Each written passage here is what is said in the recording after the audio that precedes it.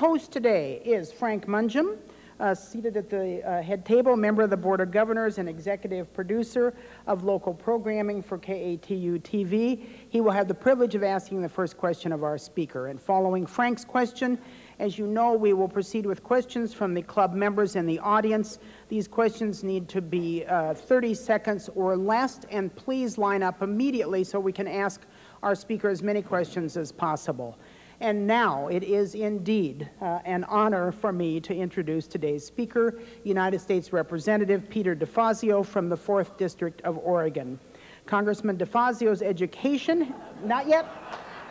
Congressman DeFazio's education has included degrees in economics and political science from Tufts and international studies and overseas and public administration from the University of Oregon. And this latter degree, pertinent to some of the things that have been happening today, included studies of gerontology, which are probably unusually apt for an endeavor for a future congressman. Representative DeFazio cut his political teeth working in Oregon and in Washington, D.C. for Representative Jim Weaver. In Oregon, he sat on and chaired Lane County's Board of Commissioners, served on the National Association of Tax and Finance Committee, and in 1986, he was elected to the United States Congress. He is now in his 6th term. In Washington, Congressman DeFazio is a member of the House Resources Committee, where he serves as the ranking Democrat on the Water and Power Subcommittee with jurisdiction over the Bonneville Power Administration. Peter DeFazio lives in Springfield with his wife Myrnie, his 3 Chesapeake Bay retrievers, Bear, Molly, and Edith, his Dodge Dart, and a small home brewery. 3 times a month, he heroically travels to Washington, D.C. to serve the citizens of his district as a United States representative. Congressman DeFazio is an expert on Northwest energy issues. He's known for a cautious approach to electricity regulation, deregulation, and today he will talk with us about energy, electricity, and the Northwest future, and we welcome at last and very happily Representative DeFazio.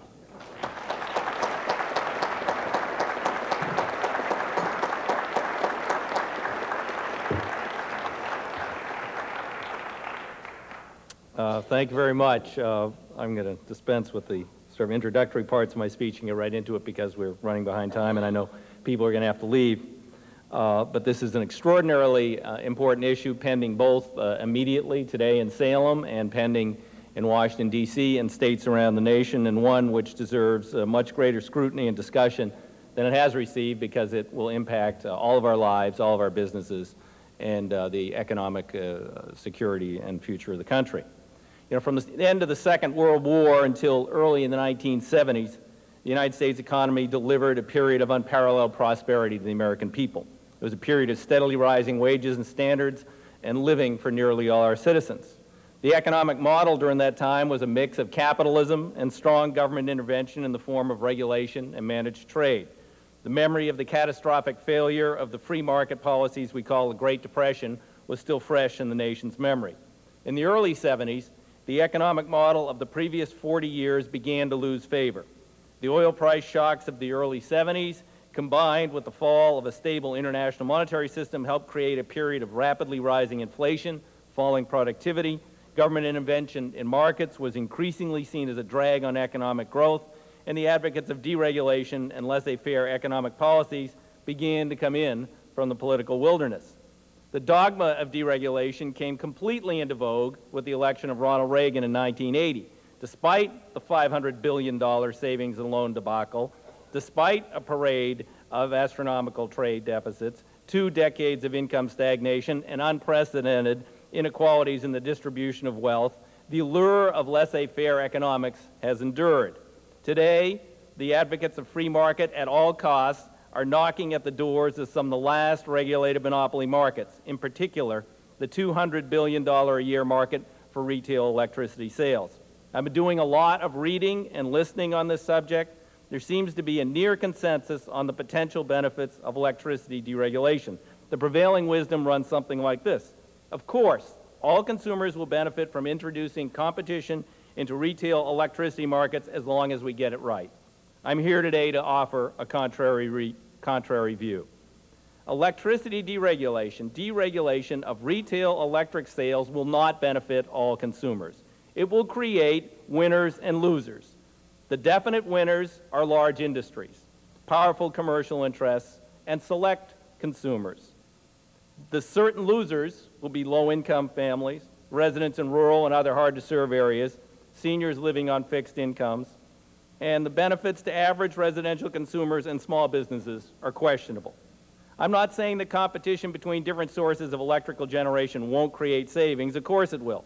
But that competition has just begun at the wholesale level, and that's where most of the savings will be derived. That was mandated by Congress in 1992. The regulations to implement it were just put in place in the last few months, and we're just beginning to see the results, and yet now we're rushing on to another experiment. Retail competition and generation will not deliver, in my opinion, significant savings additionally. It will only create new winners and losers, shifting costs and benefits between customer classes. Retail competition has at least one other significant downfall. In addition to creating new winners and losers, we risk introducing significant new inefficiencies into an energy system that is, for the most part, extremely efficient and reliable. Let me give a little background here. There are things markets do well. Reasonable price competition tends to allocate social and economic resources more efficiently in a command and control economy. We believe that. We live in the United States of America, and we believe in those benefits of capitalism.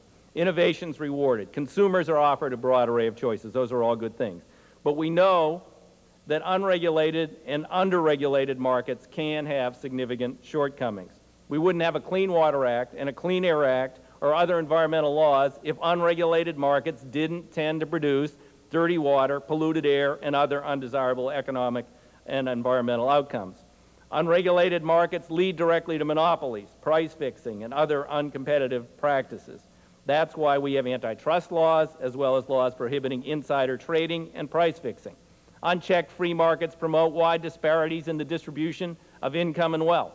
That's why we have laws requiring a minimum wage, income transfer programs like the Earned Income Tax Credit, and laws providing for the right of workers to organize. And in the world of electricity, universal service and energy conservation are not natural goals of the market, but social goals that have been achieved through regulation. So it seems to me that we should all be able to agree with a simple proposition. The fact that free markets are good doesn't always mean that freer markets are always better. Of course, when we talk about deregulating the electric utility industry, we're not talking about creating a truly unregulated free market. Much of the industry is and will continue as a natural monopoly requiring regulation. No one, well, hardly make that anyone, is talking about allowing competition in transmission and electricity distribution.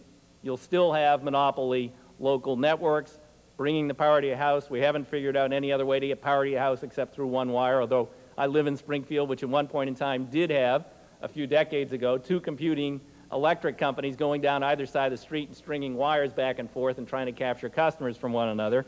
But I don't think we're going to go back to those days, or would that be desirable in terms of reliability. As I said earlier, we're talking about competition between different sources of generation, only generation, not transmission, not distribution. A better description of what we're talking about might be partial deregulation or even re-regulation. The question is whether partially deregulating an industry as large and as highly regulated as the electric utility industry is likely to leave us better or worse off. I'll try to make the case that partial deregulation of retail electricity markets is likely to create perverse outcomes for many consumers, the environment, and the basic reliability of our electrical system. A number of other industries once thought to be natural monopolies have been deregulated within the last 20 years. In the late 70s, the airline industry was deregulated. The Civil Aeronautics Board was eliminated under Ronald Reagan. During the deregulation of that market, it confounded all those who had advocated it. We, instead of seeing a proliferation of carriers, saw a sort of instant proliferation carriers nearly shortly after that. Most of them disappeared, and we saw amazing concentration in an industry which had been more diverse. The airlines carved up the market with a hub and spoke system that created effective monopolies in many markets. In 1988, 85% by 88 of airline markets were dominated by either one or two major carriers. The hub and spoke system decreased quality of service for many Americans. It became more convenient and profitable for the airline to take you to a hub, not coast to coast, and to fly you sometimes on longer circuits. Consumers who lived near smaller non-hub airports, particularly rural consumers, have seen their service either disappear or, in the case of Eugene, a mid-sized airport, to go from 5 major airlines down to 1. So we've seen a dramatic decrease in competition there. In fact, my flight to Washington, D.C. from Eugene, a round-trip government fare ticket's $1,000, and from Portland, it's $345. You know, so there are some aspects of the deregulation which have been problematic. You know, we can also look to I'm cutting through some of the speech here because we've gotten behind schedule, and I do want to leave time for some questions. Telecommunications. Last year, the much heralded telecommunications deregulation went forward. I was one of only 16 members of the House of Representatives to vote against it. I predicted the deregulation in that form would bring about a few results. I said it would raise cable rates across the country. Congress had figured that out because we had deregulated, then re-regulated, and then again deregulated cable, and in fact it has yielded that without the entrance of the cable companies into local phone service, which was predicted at the time. Hasn't happened yet, except in a very, very few places. I predicted local phone service rates would go up dramatically. Well, it hasn't happened here in Oregon, thanks to the PUC. U.S. West did ask for a doubling of local phone service so they could prepare themselves for the coming competition from the cable companies, which isn't coming yet. Again, we also saw a removal of the restrictions on the ownership of media, and we're moving toward a time when 4 or 5 individuals or major corporations will own virtually all of the broadcast media in America. I didn't think that this was a great direction to go. In fact, New York Times had a headline up top right-hand corner of the Sunday edition a couple of weeks ago saying, "Local phone rates skyrocket, members of Congress shocked and appalled." I wasn't, you know, I mean, I predicted it because the bill was not written in a way to truly protect consumers against that. So there's very little effective competition in local phone service. Yes, there have been benefits to large consumers, particularly to people who have their own switches or people who buy a lot of long distance or even individuals who use a lot of long distance. But the local phone service competition isn't there yet, and we had the problems that have been widely publicized in Oregon. What happens in a partially regulated or re-regulated, deregulated environment? U.S. West, in order to increase profit margins, perhaps to prepare itself again for the coming competition, went out and laid off most of the maintenance and installation workers until there was a storm of protest and penalties levied by our PUC and the Washington State PUC. The market didn't bring us or return that service to us. The service was returned by the regulators, but it had been lost by the deregulatory environment. So there are problems there. Now, the question is, you know, how does this all relate to electric deregulation? Well, you know, electricity is obviously more essential and important in our daily lives than either of the two examples I've talked about, airlines or even telecommunications. As vital as it might be to our economic well-being or other things, it is not something that's a matter of life and death and an absolute essential for most Americans. But you know, the question becomes, you know, what's to be gained and what's to be lost in this area. You know, this makes really the telecommunications or the airline debates look fairly insignificant. We're talking about a $200 billion annual market in the United States. You know, so I think we ought to ask first, who is pushing for the deregulation, the rapid deregulation? And I can tell you that in my congressional office, we're not getting phone calls, letters, email from average consumers who are eager to get supper time phone calls from people marketing them a new electric product that they probably can't fully understand over the telephone, just like I can't understand until recently how AT&T set its rates till they went to the 10 cents or 15 cents. Finally, I understood it. But, I just did 21 town hall meetings across my district. And I met with thousands of people, and I didn't have a single citizen come forward and say, Congressman, I want to choose my electric provider. I think this will be a great thing for me.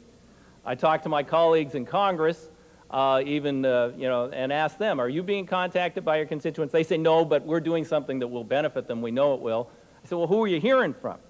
Well, it's quite clear who they're hearing from. They're hearing from large consumers, generally large industries. They're hearing from new entrants into the electric industry and other utilities that feel that they're well advantaged because of their past history to compete. But again, not from average consumers. And here in Oregon, most of us are pretty happy with our local utilities. We have the third lowest retail electric rates in the United States, only after Idaho and Washington. Our electricity is largely derived from a renewable energy source, hydroelectric generation. It has environmental impacts and problems, and we're trying to deal with those, but it's superior to coal, nuclear, or even relatively clean natural gas. And we have financed, through our electric rates, one of the nation's most successful energy conservation programs, as well as the development of a new renewable energy resources. The push from rapid deregulation is not, again, coming even from our region of the country, although the state legislature is pushing or forging ahead here. They're saying in reaction to what might happen nationally. The strategy that's going on here is pretty simple. Get legislation passed in Congress as quickly as possible before any protracted public debate. Failing that, move deregulation bills through as many state legislatures as quickly as possible in order to make this a fait accompli. I'm here to say there is no hurry. It's true, we've got it good here in the Northwest, and perhaps we have a little more luxury, but even the National Energy Outlook counsels patience and deliberation. The United States has the lowest average electric rates for industrial users of any of our major industrial competitors. Our electric system is as reliable or more reliable than any in the world, and as I referenced earlier, let's fully understand the implications of wholesale deregulation from 1992 and whether or not that will capture most benefits before we rush ahead with fragmenting the system into hundreds of millions of little pieces with retail deregulation. The transmission grid was opened up to wholesale transactions in 92, and it did authorize states to go ahead and adopt retail competition if they felt that would be in their advantage. And, we have seen a couple of states move ahead. And I think it would be instructive to understand what happened in those states before we rush ahead in Oregon and before we rush ahead nationally. California's the furthest along. It was a high price, and it is a high price electric state. If anybody was going to get the benefits of deregulation, it certainly would be the Californians, where their electricity costs 2 and 3 times as much as what we pay up here for average consumers. Unfortunately, the way the bill is structured, a few points. Utilities are allowed to recover nearly all of their past investment, so-called stranded costs, high-cost investments they made in generation facilities that won't compete in this new competitive market. Mostly nuclear plants, some are for high-cost renewables. Now, they're going to get all their costs. The big consumers are getting a dramatic decrease in their bills, and then logic would say, well, wait a minute, if we're going to have new providers of electricity selling electricity, the old providers get all of their investments back, and the big utilities get a discount, what happens? Well, what California legislature figured out is it means everybody else pays a price increase in order to have those phone calls at night to buy the product. And they probably wouldn't be too happy. So they decided to issue $10 billion of energy bonds in California to subsidize people's electric bills. So as consumers, they are backing up $10 billion of bond issuance, but they're going to get their bills defrayed. The theory being that when at the end of a transitional period of 4 to 7 years, electricity will be so much cheaper that they can both continue to pay off the bonds and their electricity prices will be lower. Well, let's wait and see. But there is a concern about that sort of an approach, an upfront approach of $10 billion of debt, which obligates the state. You know, and according to many energy analysts, California consumers would have received an average rate reduction greater than that which is going to be guaranteed by issuing the bonds had they left things alone because a bunch of high-priced alternative energy contracts were about to expire. And also in California, 25% of the citizens are served by publicly owned municipal utilities. They have recently completed a study, and the municipal utilities feel that they are going to have to raise their rates in the range of 20 to 30% for everybody who's left on their system in order to deal with this new market and the loss of their major profit centers, the large industries. You know, Montana, as a model, is even worse. It is pretty much going to give huge stranded cost recovery to Montana Power Company, exempting any new industrial loads, and pretty much the consensus is that average Montanans are going to see pretty dramatic rate hikes. So I'm forced to conclude that, you know, no one has yet shown us a model where average consumers are going to be held harmless or come out ahead in this rush toward deregulation. There are other problems. The Bonneville Power Administration provides half the electricity in 4 northwestern states and owns about 75% of the high voltage system. Their system is completely interconnected with the low voltage distribution grid. I'm not going to go into tremendous detail. It's something I recently found out about. But there are now technical questions, very credible technical questions, being raised by BPA, and now they've been raised in California, of whether or not the high voltage grid can handle retail wheeling of electricity. You can't just say, okay, well, I'm going to send my electrons now down to DeFazio and Springfield, put them on, and then leave a little gap, and then say, okay, now I'm going to send some electrons here. It's a very complicated, intertied, connected system, which requires, you know, an incredible amount of regulation so that we can avoid power surges and those sorts of things. In California, they're developing now a $100 million experimental software system that they hope to have up and running by January 1st to handle this problem. No one knows if it will work or whether we're going to have a situation like we had with the Great Northeast Blackout or even the blackouts here last summer. We're not sure. But let's settle those questions before we rush ahead. Here at home, I was meeting with a representative of a large electronics company, and he's saying, Congressman, we really need this. Yes, you're right, our electric bills now are very reasonable. They're cheaper than what we pay anywhere else in the country, but we could save millions of dollars if we could cut our rates in half by getting out from underneath the system and going into the free market. And I said, but in your production, what if you have one single voltage spike or a power outage? What does that cost you? He said, oh, God, that's really bad. He says, it costs us $1 million. And then I went on to sketch out the scenario of us threatening the integrity of the system through deregulation. And he said, oh, that's really bad. He says, well, I'll tell you what, we're going to need regulations to make sure that doesn't happen. And I said, did you listen to what you just said? You want to deregulate so you can cut your prices, but then you want to re-regulate to protect you in terms of your quality of power. I said, does this really make sense?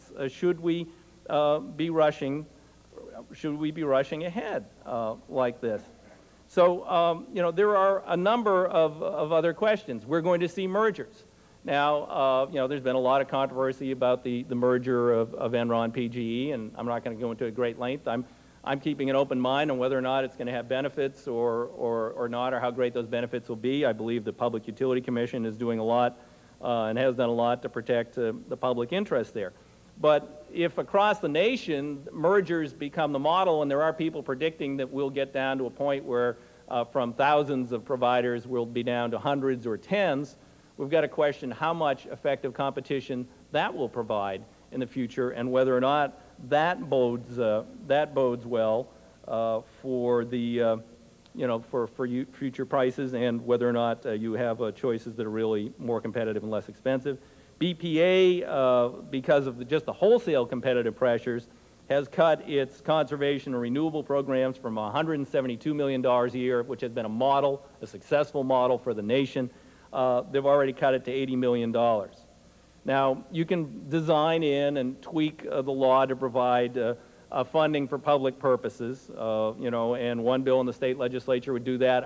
I've introduced legislation in Washington, D.C. To do that. But again, the question is, you know, should we deregulate, break up into all these markets, and then have to impose new laws and new regulations in order to get some of the benefits that we got out of the existing system? You know, that I don't believe has been fully explored or answered. So, you know, I think that it's really time here for a sober reassessment of this rush forward. What's the hurry? We aren't seeing industries abandon Oregon because electric prices are too high. In fact, we're seeing an unprecedented influx of high energy consuming industries moving into Oregon because of many attributes of our beautiful state. But one of the attributes they come here for is the stable and cheap supply of electricity that we have today without this further rush toward deregulation. I think the burden of proof lies on those who are the advocates of rapid deregulation. When I get to the end of the conversation with our state legislators who are pushing this, or the debate I had on C-SPAN with Dan Schaefer from Colorado yesterday, who's pushing this nationally, when you get to the end of the debate, they can't give you a really good reason why we need to rush ahead this month, next month, this year, or even next year with this deregulation. They say, you know, they point to the, you know, I point to the problems with telecom and that, and they said, well, it's true, there are problems, but they're all short-run problems, in the long run it'll be better. I said, well, I'd like to see the benefits come to those deregulated markets before I go out and deregulate another one, and I'd like to resolve all these other very important questions about system reliability and shifts that will happen within that. And again, as Oregonians, we have the third cheapest electricity in the United States of America and the cheapest nation for electricity in the world and the most reliable power. Do we jeopardize that by rushing ahead? I believe we do. And I would like to understand those issues better before the state legislature or before Congress goes ahead. I think the stakes here are absolutely huge for consumers and the environment. The advocates of rapid deregulation have offered to me no clear rationale for tearing down the carefully constructed, balanced energy system we've built. And I think we should all demand something better than platitudes and bland assurances before we throw the dice in a game where clean, reliable, affordable electricity is wagered. And I urge you all, and perhaps even the City Club, to engage in a study and a debate of this issue, because it's truly a stealth issue. Most Americans don't know this issue is before the state legislature or the Congress, and they're going to be really surprised in a few years when they start getting phone calls at dinner time from someone trying to sell them electricity, or in 4 or 5 years when they call the local utility to say, my power's out, and they say, well, call your supplier. It's their problem. It's not the problem with our local network. It's going to be a very, very confusing and potentially disruptive situation. So with that, I thank you for being here today and listening, and appreciate your concern. Thank you.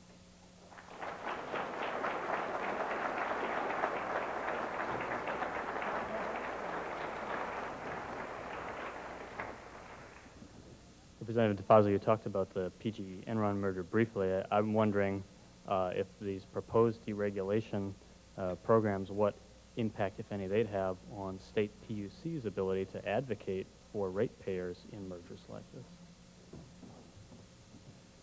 Well, it's interesting. You know, we have the new majority, the Republicans in Congress, and they are great advocates of states' rights, as am I in many areas. But they are proposing, in the case of energy deregulation, to preempt the states, legislatures, and PUCs. Dan Schaefer from Colorado has proposed that every state may deregulate by January 1st, 2000, and if they don't, the Federal Energy Commission will take over their market. So that's sort of the ultimate preemption of the PUC. And then there are questions of how the PUC will be reconstructed in each and every one of the 50 states, what authorities they might have, and how they could be eroded. But they will have very little authority over the mergers generally, and probably less authority to protect the consumers, in my opinion, under a deregulatory scheme. Yes, sir. Mike Hoffman, City Club member, and I am, like you, against rushing into the deregulation because I agree with your list of winners and losers. But assuming that deregulation of energy markets will happen due to market pressures, one, will I, as a consumer, be able to get direct access to that cheap federal hydropower? And two, why is gas not being deregulated at the retail level as electricity is? Well, two good questions, and whether or not you would access I assume, are you a PG customer? Or, yeah. You know, BPA is proposing, you know, it's new contracts coming up, and there's a bidding process, and PG, Enron, if they become PG, Enron, would be able to bid early in that process in order to continue to serve residential load and farm load with the federal hydropower. There are, in the Schaefer bill, however, any utility that receives federal hydropower can't commingle it with their other power, or if they do, they can't sell in the open market or enter into retail competition. So there may be, you know, some real questions here about, you know, whether you'll continue to get the benefits you're getting now through the residential exchange under the existing structure. Yes. My name is Darrell Hartnett, and I'm a member of City Club. I had two questions, and I wanted to preface it by just saying that I do disagree with you. I really believe that deregulation of the electricity industry, whether it's next year or in the future, is a good thing for all consumers.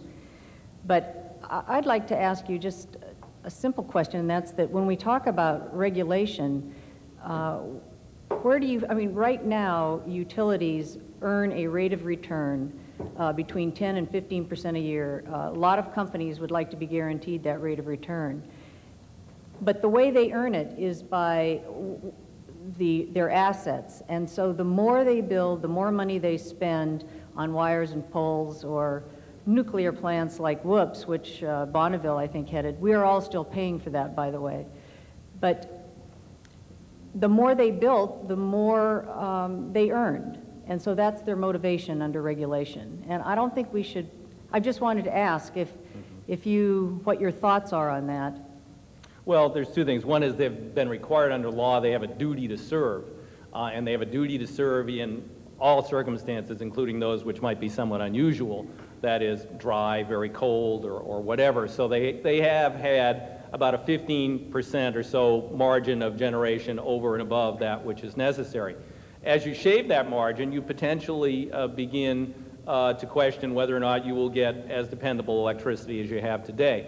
Also, under all the schemes so far, all of those utilities are going to get every penny that they spent, whether it was prudent or not, back. And in addition to that, you would have to go out and buy additional power. In addition to that, you will still have a local distribution monopoly who will get a regulated rate of return. So my concern is if the local distribution monopoly, because we haven't figured out any other way to get the power to your house, is given a 10% return on the existing asset, do they not then perhaps go out and lay off all of the maintenance workers and stop trimming the trees to increase their margin even more? Because, you know, I mean, they would be given, here's how much you can charge, and you can, it's not going to be regulated in terms of the percent return anymore. It's going to be, here's your maximum charge.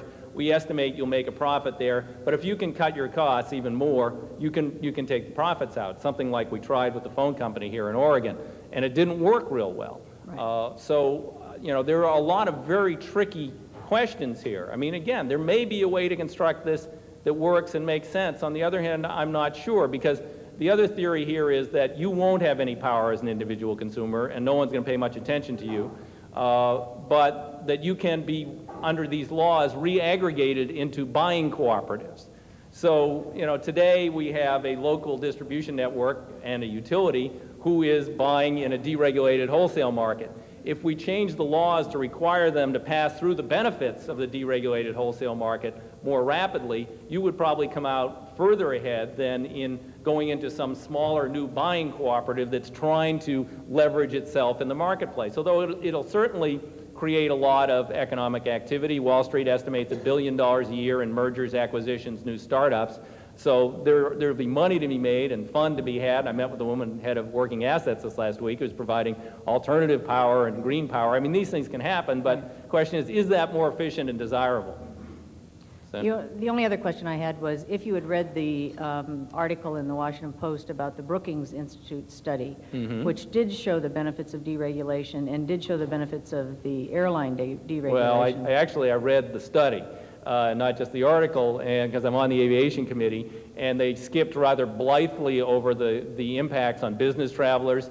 You know, yes, if you book 2 weeks, 30 days in advance, there are tremendous benefits. If you have to travel on business and your business plans change, or, you know, like in my case, the boats go on or don't go on and I can't schedule a flight, so, you know, the prices are generally higher.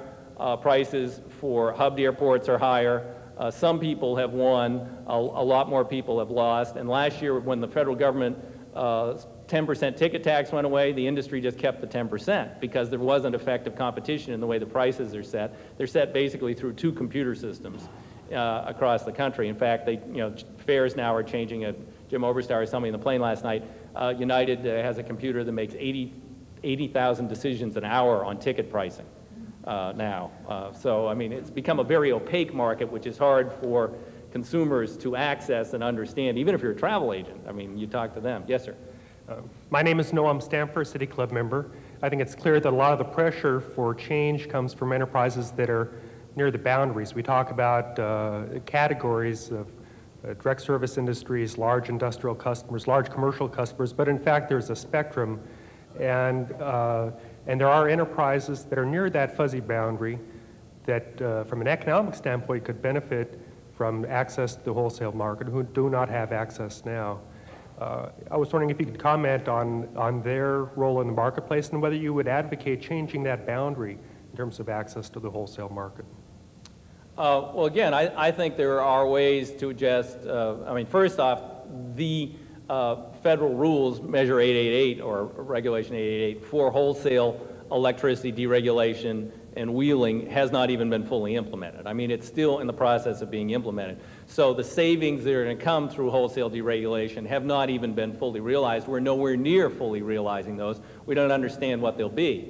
And then there would be ways, I believe, at the state level to restructure or change the utilities in terms of whether or not they are, you know, you could say that, I think, I now remember I didn't answer the other gentleman who raised the question about gas. You could look at something like the gas model, where you say, okay, the local distribution network buys power as cheaply as it can find it and is only allowed a rate of return for its distribution network, and it buys in the wholesale market, but it has to basically pass the electricity through at that price.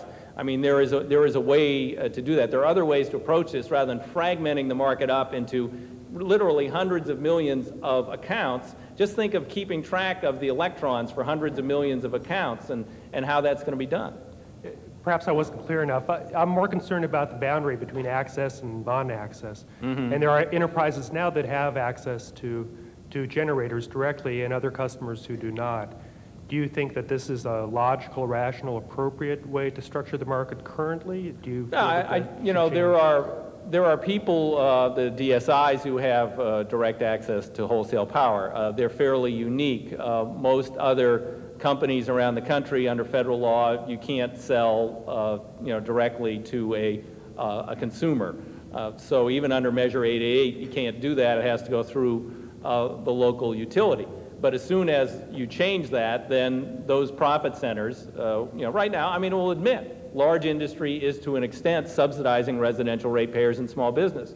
And if we want to make a decision as a society that it's good that we all pay more so that business can have less expensive electricity, then this is definitely the way to go. I mean, give them access now.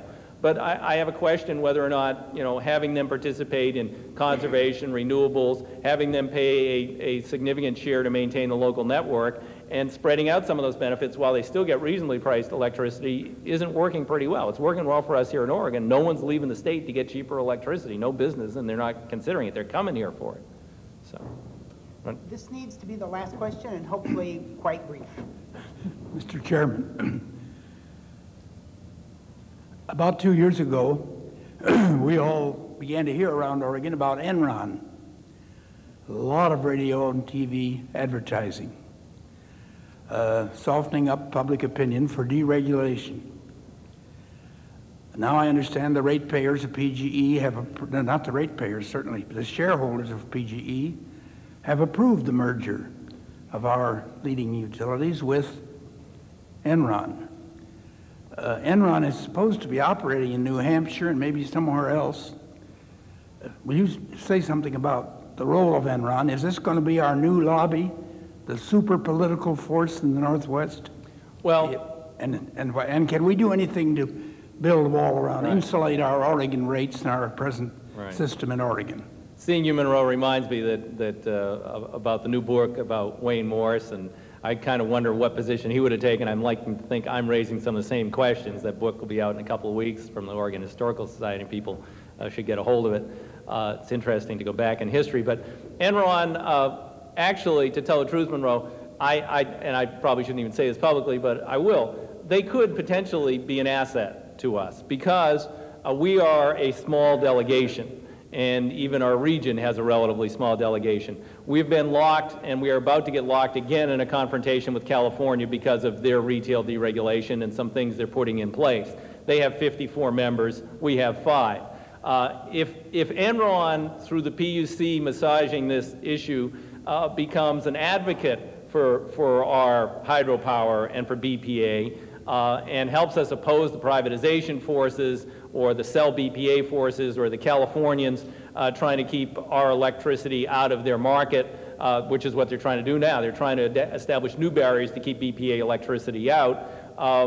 You know, they could be very helpful to us. If they take another path and their desire is basically to get access to our power and move it out of the region and sell it elsewhere, they could be a problem. I can't answer yet whether they're going to be a benefit or a curse, and I'm hoping the PUC is taking care of most of those problems. Thank you very much.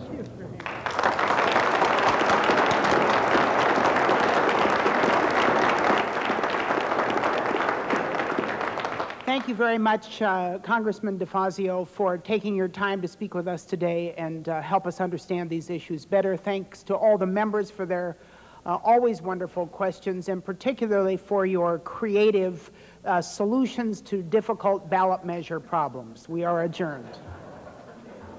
Thank you. Thank you. Tried to get it in before 1:13, but I didn't do it. No, it was terrific.